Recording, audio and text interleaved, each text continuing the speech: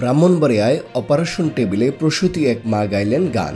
মোহাম্মদ নিশাদুল ইসলাম নিশাদ রোগীর ভয় কমাতে অভিনব পদ্ধতি ব্যবহার করলেন গাইনি চিকিৎসক ডাক্তার ফৌজিয়া জাফরিন টিকলি। অপারেশন থিয়েটারে রোগীকে নেওয়ার পর ভয়ে রোগী কান্নাকাটি করছিল। তখন রোগী নিজে বলছিল সে গান ও গজল পারে। এমত অবস্থায় অপারেশনের ভয় কাটাতে চিকিৎসক গান গাইতে অনুরোধ করলে তিনি তার সুরেলা কণ্ঠে গাইলেন একটি গান।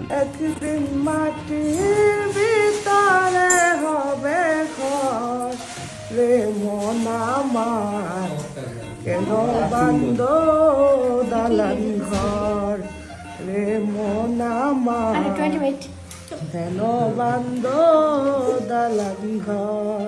রোগীকে ব্যস্ত রেখে আনন্দ ও বিনোদনের মাধ্যমে চিকিৎসা সেবায় মানবতার দৃষ্টান্ত দেখালেন ডাক্তার ফৌজিয়া জাফরিন টিকলি।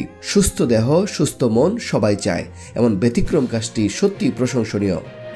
তানভীর হাসান, সারাবেলা নিউজ, ব্রাহ্মণবাড়িয়া।